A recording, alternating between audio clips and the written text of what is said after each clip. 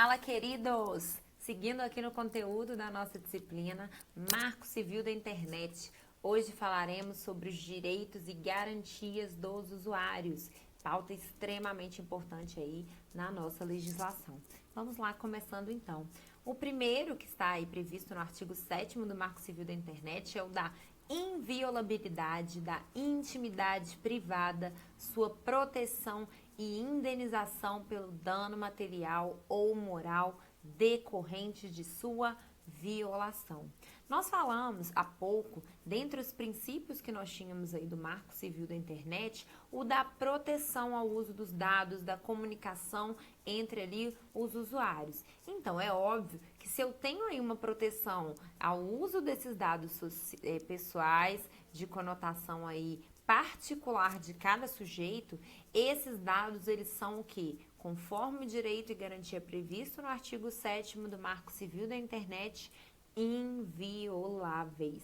Então, o provedor, o fornecedor não pode utilizar desses dados em caráter algum, salvo uma hipótese que é a de ordem judicial. Mediante expedição de uma ordem judicial, por exemplo, para investigar um crime cibernético, seria possível, então, violar o uso desses dados privados. Então, vamos pensar que em qualquer site que a gente se registre, qualquer compra online que a gente faça, nós fornecemos ali nossos dados pessoais, nome, CPF, endereço, cartão de crédito, inclusive. Esses dados, eles são invioláveis por parte do fornecedor, por parte do provedor de internet. Salvo uma hipótese, qual hipótese? A ordem judicial, que vai ser aí para alguma finalidade investigativa, etc. Somente nesse caso, então, é possível a gente violar esses dados privados do usuário. Outro princípio, outro direito e garantia aqui em relação ao Marco Civil da Internet é o da inviolabilidade das comunicações. Então, o meu diálogo que é feito ali via e-mail, via chat, pelas plataformas da internet, essa comunicação ela é inviolável. Somente eu vou poder também violar mediante ordem judicial. E aí a gente vai até também tratar como legislação correlata a lei de interceptação de comunicações telefônica, que prevê aí as hipóteses em que é possível nós ultrapassarmos essa barreira da inviolabilidade para assegurar o quê? Uma finalidade investigativa de algum crime que venha aí estar ocorrendo por meio da internet. Então, tanto os dados privados, dados pessoais, como a comunicação entre os sujeitos são que invioláveis. Exceção a essas hipóteses de inviolabilidade, expedição de uma ordem judicial. Seguindo aqui, nós temos um outro direito e garantia que é o da não suspensão da internet, salvo se houver o quê? Um débito decorrente da sua utilização. Então, como nós falamos em relação aos princípios do Marco Civil da Internet, nós destacamos o mais importante como sendo da neutralidade de rede, que permite o acesso livre, amplo e restrito para todos os usuários. Não seria diferente aqui em relação a direito e garantia desse usuário. Então, a conexão ela não pode cair sob hipótese alguma, salvo se houver um problema técnico, em que vai ser temporário, salvo se for o quê? Inadimplência do próprio usuário em relação ao pagamento dos valores ali ao provedor de internet. Então, salvo essas hipóteses específicas, não é possível que haja aí nenhuma queda ou corte no uso aí da internet. Além disso, nós temos aqui a proteção e a manutenção da qualidade contratada da internet. Então, eu não posso aí ter picos em que a internet fique ruim ou melhor. Ao longo de todo o dia, o uso e o fornecimento desses dados, ele deve ser igual, não tendo aí nenhuma discriminação ou prejuízo quanto à conexão da rede. Além disso, as informações devem ser sempre claras, completas, constantes nos contratos de prestação de serviço, detalhando o regime de proteção aos registros de conexão, registros de acesso e aplicação da internet. Em que sentido, Camila? Nós, para podermos contratarmos qualquer serviço eletrônico, devemos ser informados previamente, de forma clara, cristalina sobre todos os direitos e obrigações que estamos ali tendo em relação àquele contrato.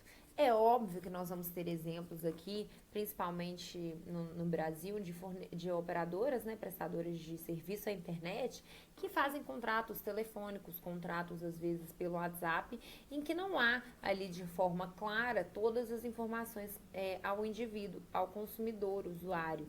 Então, exatamente por isso que nós devemos sempre nos valer do Código de Defesa do Consumidor como diploma correlato de aplicação, que vai aí assegurar e garantir a cada indivíduo, a cada usuário, a sua proteção, caso os seus direitos sejam o quê? Violados. Além disso, é assegurado também como direito e garantia dos usuários que os seus dados pessoais não sejam fornecidos a terceiros, inclusive registro de conexão, acesso à internet, salvo mediante o quê? Consentimento livre, expresso e informado ou nas hipóteses previstas em lei. Aí vai parecer até um pouco repetitivo, mas a ideia é essa, gente, tanto dos princípios quanto dos direitos e garantias, de se aí misturarem, se confundirem nesse sentido.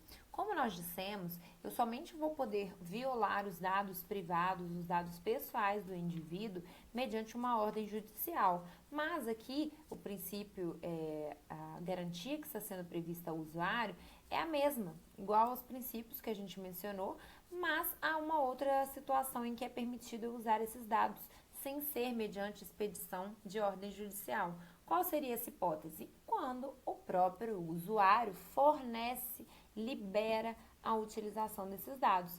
Isso é comum da gente pensar quando é feita aquela pesquisa de satisfação ao cliente, pesquisa aí em relação ao uso do site, dos perfis aí da internet, quando eles pedem para a gente votar. Está sendo funcional? Está sendo bom? O que você pode sugerir? Críticas, melhorias?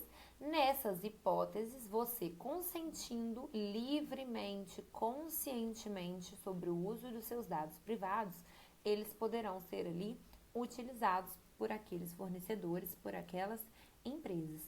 Salvo essa hipótese, somente o quê? Com uma ordem judicial. Além disso, vamos aqui destacar a necessidade também de exclusão dos dados, definitiva dos dados pessoais, que tiver fornecido a determinada aplicação na internet ao término da relação entre as partes, ressalvadas as hipóteses legais de guarda obrigatória desses registros previstas nesta lei. Como assim, Camila? Eu não entendi nada. Bom, vamos lá, pessoal. Vamos imaginar que nós temos aqui um contrato de serviços aí de internet que eu tenha realizado com uma prestadora de serviço. Essa prestadora de serviço, ela tem a obrigação de, ao final do prazo contratado, vamos pensar aí um contrato de 1 ano em que depois eu não renove esse contrato, ela deve excluir definitivamente todos os meus dados, todas as informações, inclusive de registro, que eu utilizei ali durante aquele período.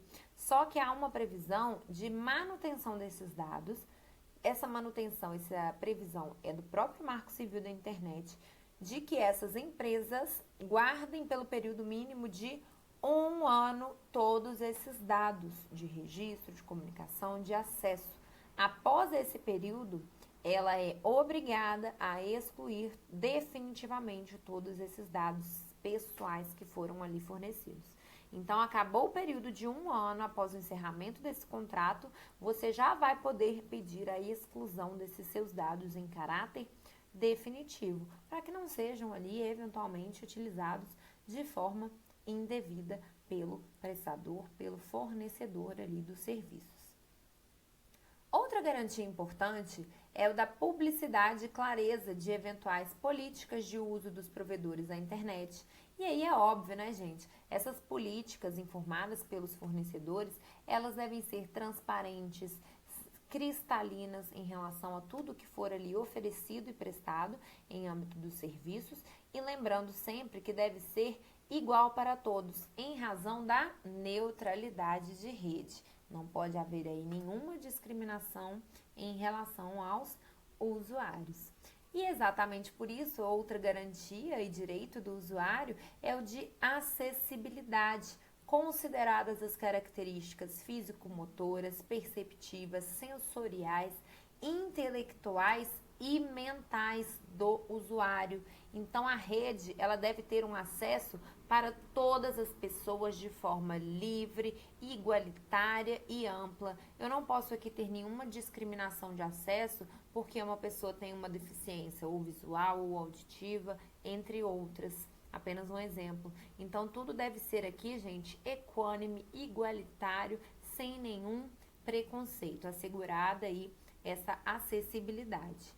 E já caminhando aqui para o fim, em relação às garantias e direitos do usuário, nós vamos focar aí mais uma vez na aplicação das normas do quê? Do Código de Defesa do Consumidor.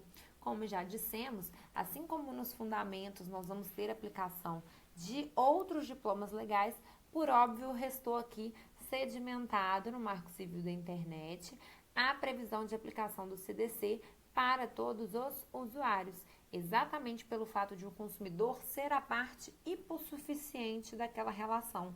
Muitas vezes ele vai contratar ali mediante contrato de adesão, ele não vai poder discutir cláusulas contratuais e exatamente por isso é que o CDC ampara o usuário nesse sentido. Então, caminhando aqui para o fim da nossa exposição de hoje em relação às garantias e direitos dos usuários, eu gostaria de frisar bastante mais uma vez, da neutralidade de rede e da liberdade de expressão. Então, as comunicações, os dados pessoais, todos são invioláveis, salvo que vedação ao anonimato e expedição de ordem judicial para utilização desses dados. E a neutralidade de rede no sentido de sempre promover o acesso a todos, amplo e restrito e livre, sem qualquer discriminação. Espero que tenha ficado claro para todos e até a próxima!